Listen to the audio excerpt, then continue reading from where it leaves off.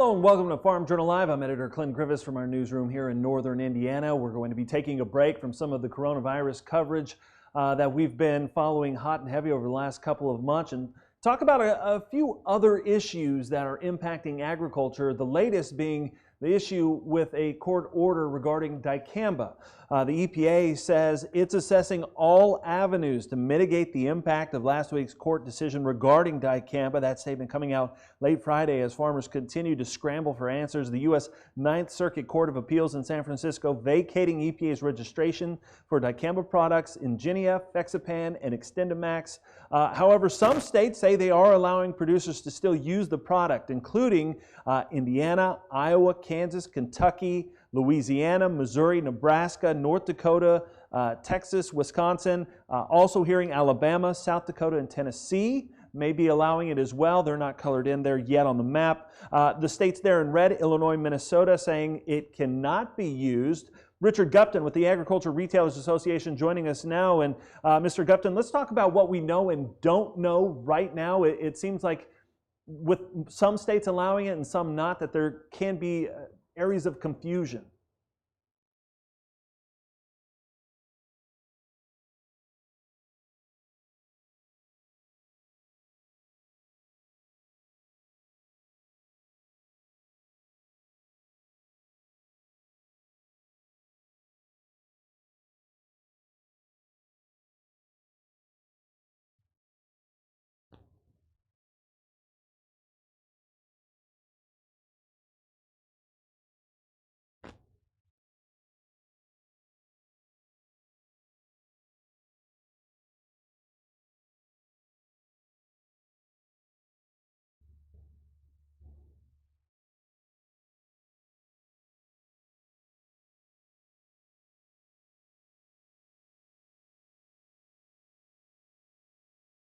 The height of application season. So it's a major concern for ARA and our ag retail members. Yeah, of course, and we are at the height of application season. I mean, we've got some crops still being planted, but those crops are in that stage where now's the time to control these weeds. You mentioned the economic impact when we're looking at something in the neighborhood of what, 60 million acres? I mean, that's a big impact and a big footprint. That's exactly right. Yeah, you're talking about millions of acres, millions of dollars already invested. These decisions were made back in December, or even before that with the seed selling of the seeds, as well as the dicamba chemical products. So for the court to kind of weigh in this last minute, again, at the height of the season is the really troubling. If they were going to make this decision, they should have done it months ago or waited till after the season. So what is ARA recommending right now? Obviously, you work with a lot of retailers. That's your association. Trying to figure out what the best way to move forward until we get some more clarity. Right now, where's ARA stand on that? Well, we sent a letter to Administrator Wheeler late last week, and so we've recommended two steps at least the EPA could immediately take. One is appeal and try to get a stay of the order to allow for the season to go forward. They also can look at, previously when products have been canceled, there's what's called an existing stocks provision. So anything that's left the manufacturers or the registrants is what's in the supply distribution chain could still be utilized and used, not only sold, but also applied. And so those are the recommendations we've provided to the EPA. Another option is the Ninth Circuit covers only the West Coast states. The only state where of all the, I think it's 34 states, where the dicamba product is registered, in their actually jurisdiction, Arizona is the only state. So that's another option. Just ignore the circuit's decision outside of the Ninth Circuit. What we have recommended with members operating these states is get guidance and clearance from those states. A lot of them have, to your point, have issued allowing to proceed forward, but also to make sure they're contacting and getting written approval from their insurance carriers. They have insurance that they really need to make sure that is backed up if they continue these applications. So those are the two main steps until EPA issues some formal guidance that we've recommended to our members. Yeah, and it is important to remember that obviously there's a lot of legal ramifications here, and applicators are the ones that are generally responsible for what they're putting out. That's right. And there's a very significantly, I think one of our members, up to 70% of the product they sell, they actually apply for the Right. farmers. You had to go through specialized dicamba training as required by EPA. And so there's a lot of steps. You can't just not have that training and apply it because of the concerns. Obviously, we recommend our members to always follow the label. That's the law. And the ones that are most equipped and trained to handle these products for the application is the ag retailer member providing these custom application Right, services. like you said, they've gone through the training. All of that was required. We had a lot of guidance on training and new training protocols that were put in place. Talk about the future here. Obviously, if this stands and we lose dicamba, that has to start to impact, you know, the number of tools that we have in the tool belt to combat weeds going forward. That's exactly right. This is a conditional registration, and the EPA had extended it back in 2018, and that's when the lawsuit was filed when they continued these conditional registrations. So there's been adjustments on the label based upon issues. It's a newer technology to be addressed, and so it does place in jeopardy the continued registration beyond this season. We're just trying to focus on the current season because even the other products that that the court cites in their case that the farmer could look at in our industry, they're really not readily available. There may be alternatives up to 10% of the acres that can be covered. There's not available product, and you have supply, distribution, logistical issues that they can't address it in this narrow window for not only for soybeans, for the cotton industry too. So it's major disruption to our industry. We just want to make sure that we can get through this current season and then try to deal with the decisions afterwards. But the main thing, again, at least if it's in moving forward, these products may or may not be available. Our industry can make those decisions well ahead of time and adjust accordingly. Yeah, you talked about that narrow window. Obviously, you and I are not applicators, but or agronomists, but we do know that you have to go out and treat these weeds in a timely manner for it to be effective.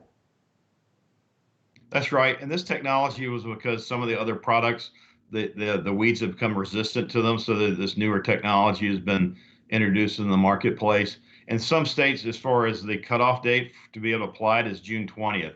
So you're looking at, and that's not all states, right. But that's some. And so it's some other states, it's 45 days after planting. So you're looking at for soybeans, at least a 3 to 4 week period for the applications. Cotton is later. But now's the time when they have to be out in the fields and making decisions. And the weather, the labels have restrictions on the weather. So the further this thing gets pushed off, it makes it more challenging for the industry to make these application decisions and remain in compliance with the labels. Final thought, what do we need to be doing over the next few days here as we wait for answers? Is it just wait for EPA to make some sort of bigger decision here so we have a little more stability in what we're going to do? As part of for the states that have again continue to allow for this product to be utilized and they have approval from their insurance carrier, they should just move ahead and proceed. In other areas, again, it's to wait to see. The EPA needs to issue guidance very soon to make sure our members are complying with the law and following the label. And so right now it's uncharted territory for our industry, and we want to make sure that they make the best decisions not only for their customer but for the industry. But we also want to make sure EPA is legally challenging the court decision as best they possible and minimize any disruption on the current season for our industry. A lot of big things at play there. Thank you so much, Richard Gupton with the Agricultural Retailers Association. We'll continue to follow this story as we go forward. Thanks for joining us on Farm Journal Live. Crystal ball, yeah, absolutely. Cristobal, the third named storm of the 2020 hurricane season, now a tropical depression. Winds are blowing about 35 miles an hour as of early Monday morning. That's according to the National Hurricane Center. Storm surge warnings, they're still in effect as Cristobal threatens Louisiana with flooding. The storm likely to dump rain across the Mississippi River Valley into Louisiana, Mississippi, and Arkansas, the city of New Orleans. It did put out a voluntary evacuation order Sunday afternoon for areas outside of the levee system. On top of the potentially life-threatening storm surge, there's also concern about tornadoes and waterspouts, which have already been reported in the southeast. And yes, it's June, but that doesn't mean it can't snow. Check out these wintry scenes from Montana. This is near Homestake, southeast of Butte on I-90 in the western part of the state. The snow hitting some elevations at about 5,500 feet with accumulations of up to 6 inches, with higher snow totals expected in higher elevations. Some people even reporting 12 inches of snow falling. And probably for the folks out there dealing with triple-digit heat, that doesn't sound too bad right now. And thanks so much for joining us here on Farm Journal Live. We really appreciate you taking a little bit of time out of your day. Of course, we'll continue to cover the latest happenings from around the agricultural industry. You can join us and keep abreast of all that's going on by going to agweb.com or go to agweb.com/coronavirus for the very latest in our coronavirus coverage. From all of us here at Farm Journal, I'm Clinton Griffiths. Have a great afternoon.